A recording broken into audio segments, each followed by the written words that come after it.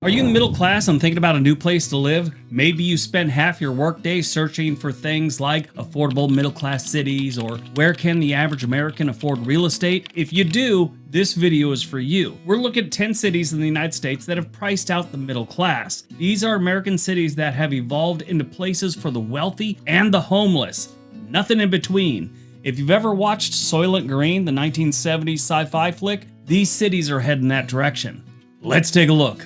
Number 10, Nashville. In Nashville, the branding worked a little too well. Music, tourism, festivals, educated hillbillies, and drunk girls about to get married. New residents arrive with enthusiasm and equity. They've heard all the stories, they want the lifestyle, and they get it, just like everyone else. And so it happens. Cranes fill the skies, restaurants multiply, each one slightly more expensive than the last, serving comfort food reimagined for people who don't actually need it. The city sold itself as a cultural hotspot, and the market responded exactly the way the market does. It charged double for everything from a toothpick to real estate. From 2010 to 2025, home prices in Nashville more than doubled. Median household incomes didn't come close to keeping pace. The gap widened slowly enough that it didn't really trigger panic, just adjustment after adjustment. A little more rent here, a little more for a night out there. Starter homes were no longer available. If you're trying to buy a home, you were bidding against a cash offer from an investor who never planned on living in the house. Now, Nashville didn't wake up one morning and realize it had become expensive. It drifted there.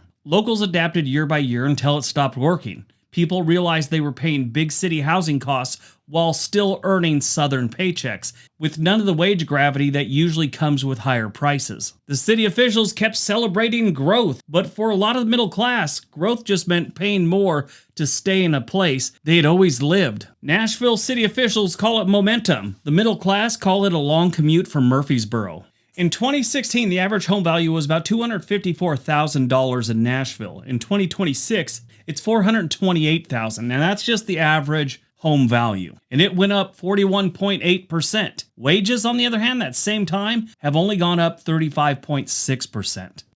Number 9, Austin, Texas. In Austin, the pricing out of the middle class wasn't subtle. It happened in public, in real time, with a soundtrack and a hashtag. As the city's reputation grew, so did demand, and that's how anything is. You start getting a good reputation, and demand goes up. Home prices surged first, then rent followed almost immediately. Wages did rise, especially in tech, but not nearly fast enough to justify what housing turned into. The gap between what people earned and what they were expected to pay widened every single year. All the time, the city was changing. It went from a quirky music scene to tech bros. Fewer restaurants were called things like Big Joe's or Molly's, and more of them started using words like fusion in their title, Asian fusion, Greek fusion. For a long time, Austin brushed off concerns with one of the familiar defenses: it's still cheaper than California. That one could only go so far. And they used that line till it didn't work anymore. Being less expensive than the most unaffordable state in the country isn't a flex.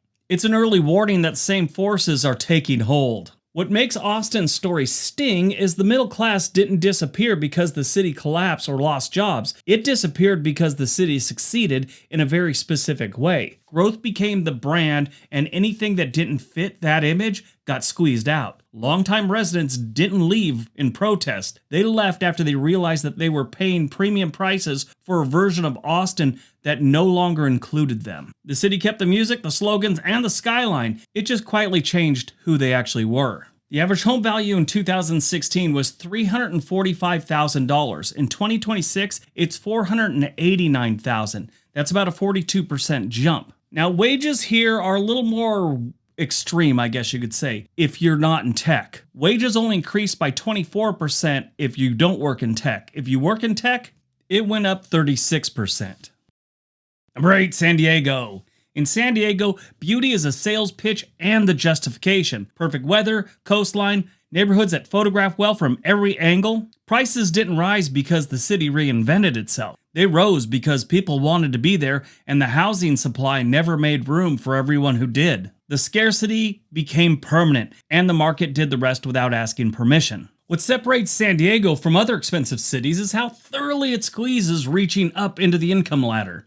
Even high earners feel it here. Dual income professional households still find themselves stretching to afford a modest home, delaying ownership, or settling for long commutes inland. Unless you're making way into the upper incomes in San Diego, you're going to be priced out. The city no longer debates affordability because the outcome is already baked in. Zoning constraints, coastal limits, and slow housing growth ensure that prices stay elevated regardless of who struggles underneath. Basically, if you're not making well into six figures in San Diego, you're going to be scraping by. The average home value in 2016 in San Diego was $573,000.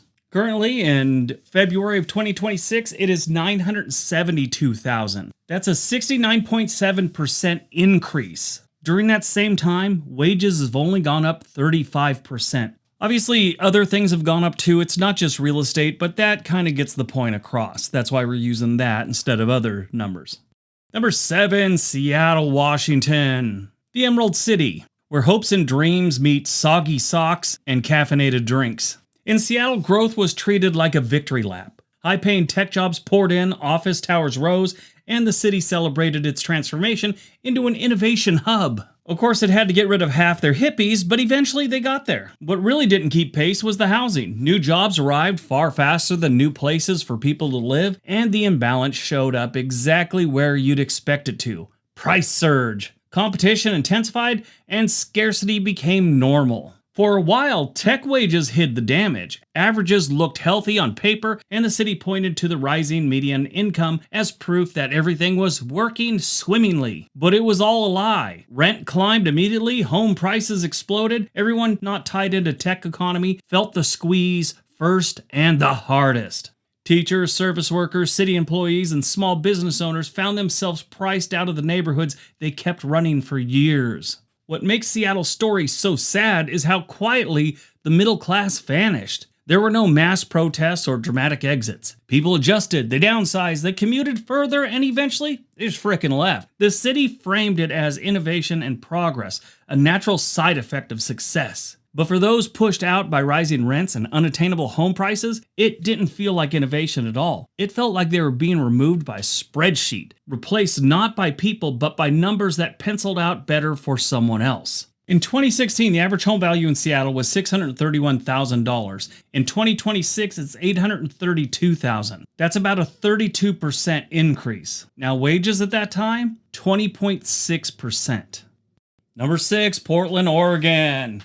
In Portland, the squeeze didn't come from one direction. It came from everywhere all at once. Housing climbed like it was on a mission. The cost of living went up, and so did the homeless population. Now, at the same time, taxes increased, fees multiplied, and the cost of simply existing in a city crept upward year after year. None of it felt catastrophic at first. But as we looked back at it, we saw that it was catastrophic. Incomes never caught up. Portland added jobs and attracted newcomers, but wage growth lagged behind the cost of housing in a way that made stability feel temporary at best. Middle-class households found themselves paying more for rent or mortgage while also absorbing higher taxes, higher utility costs, and higher everyday expenses. There was no single breaking point, just a slow realization that the margin of error had disappeared. Now, I've been living this nightmare. Been here since 2010. The first house I rented when I first moved here, 3-bedroom house, backyard, front yard, in a good neighborhood, was $1,150.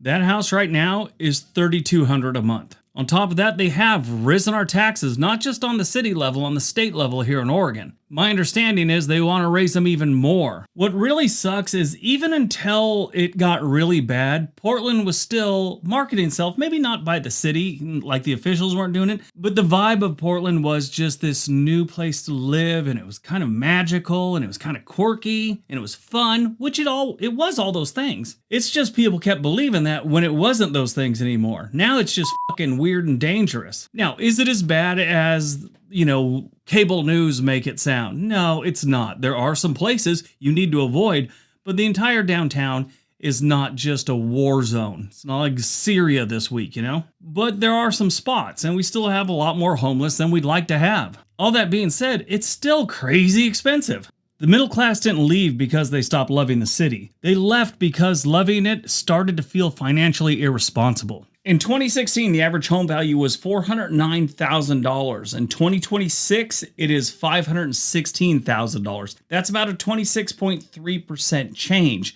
Now, what sucks is the income, it's gone up 25.1%.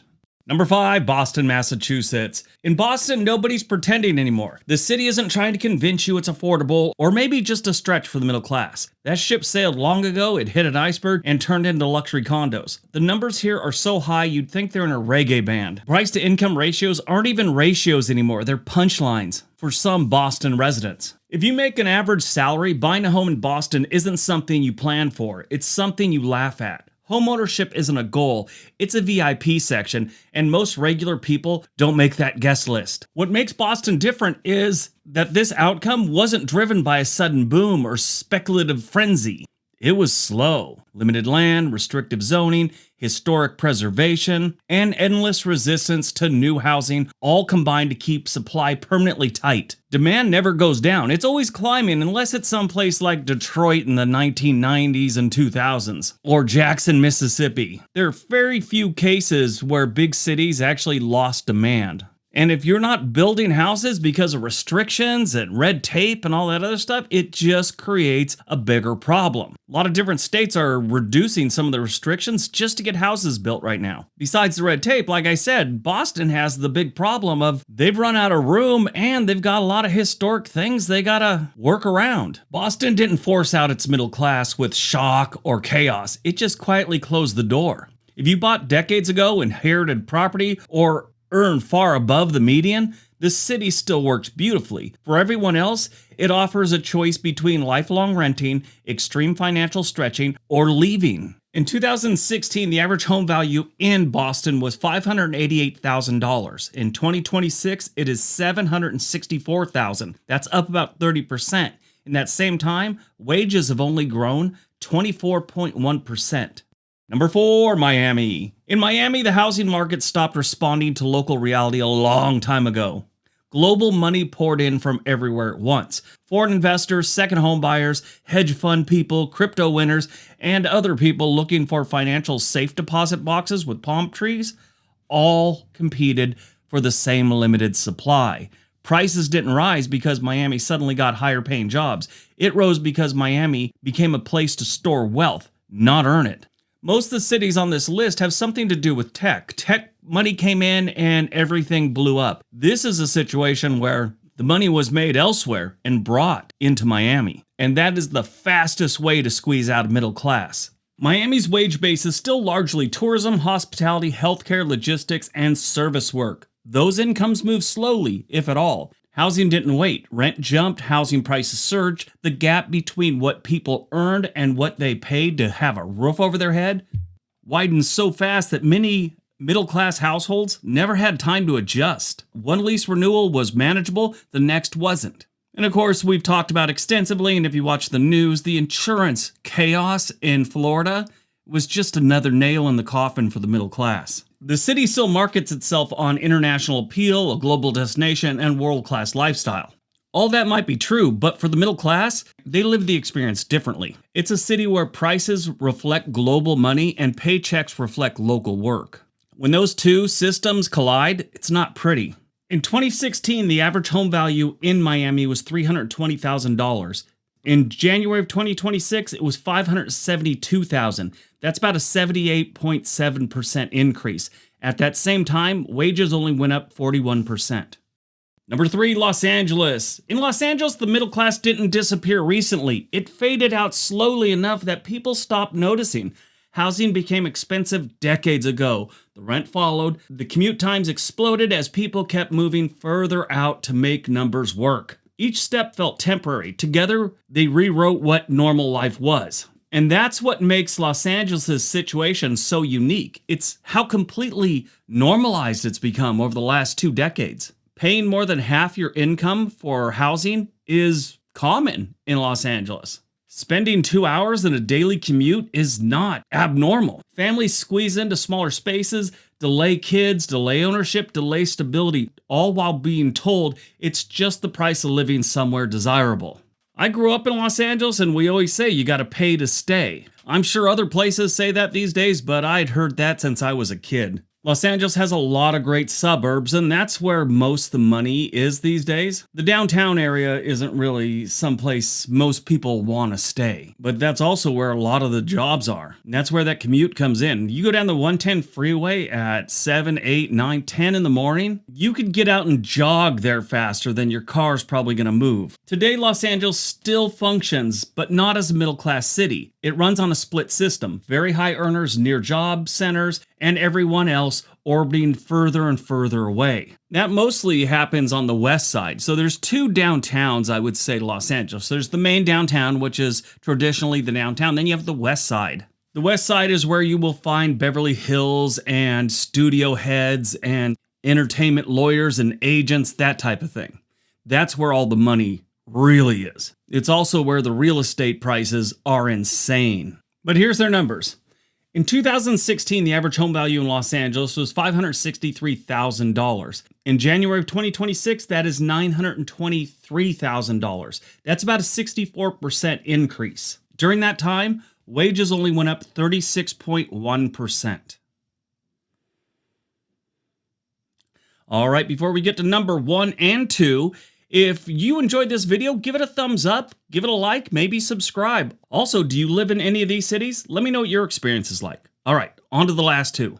And number 2 and 1. All right, so this one's a little bit different because they're really close and they're pretty much got the same details. It's all about tech. We're talking about number 2 at San Jose and number 1, San Francisco. The only thing really separating these two metro areas is Silicon Valley. In reality, they're both kind of part of it. But San Jose proves something uncomfortable. High incomes don't fix broken housing markets. They just make the fall take a little bit longer. This is a city people love to point to when they say, sure, it's expensive, but everyone makes 6 figures. And that sounds solid until you stop staring at the salary and start looking at the ratio. When the median home price costs 8, 9, even 10 times the median income, those impressive paychecks start looking like participation trophies. Engineers, managers, dual income tech couples doing everything right still end up refreshing Zillow like it's a lottery app. A good paycheck doesn't repair bad math. What makes San Jose different is that the squeeze hits almost everyone, not just service workers, not just new grads. It swallows entire professional households. People with stable careers and retirement plans find themselves priced out, locked into renting, or stretching things so thin one bad year can knock over the whole setup. The city sells opportunity while quietly normalizing instability. And then there's San Francisco. This is the endgame version. San Francisco didn't trip and fall into this situation. It built it piece by piece. For decades, housing was treated like a museum artifact. Zoning froze neighborhoods in time. Density became controversial. New projects turned into multi-year debates about character and the community. Meanwhile, demand kept climbing. Supply barely moved. Prices did what prices do. When the supply tightens, the city wrapped this scarcity in virtue. Restrictive policies were framed as protecting neighborhoods and promoting fairness. Even as teachers, nurses, city workers quietly packed up. They didn't lose one bidding war. They lost every year until leaving made more sense than staying. San Francisco didn't just become expensive, it became selective. Then it congratulated itself. When the middle class thinned out, officials looked surprised. The blame bounced to tech, investors, short-term rentals, and remote work. They blamed everything but one of the real factors, red tape and rules that kept housing scarce. Now the city runs on commuters from hours away, roommates well into their 40s, inherited property, and people willing to trade long-term stability for a Bay Area zip code. San Jose is the warning shot. San Francisco is the full case study. Okay, here's San Jose numbers. In 2016, the average home value was $766,000. In 2026, it is $1,379,000. That's about an 80% increase. In that time, wages climbed 37%. Here's San Francisco's numbers. In 2016, the average home value was $1,071,000. In 2026, it's $1.268 million, which is about an 18.4% increase. In that same time, wages have only gone up 15.9%. Tech salaries are still going up, but everyone else, they're getting more and more underpaid jobs every single year. All right, that's today's video. Hope you guys enjoyed it. Hope you got some information out of it. Now go out, have a great day, be nice to each other.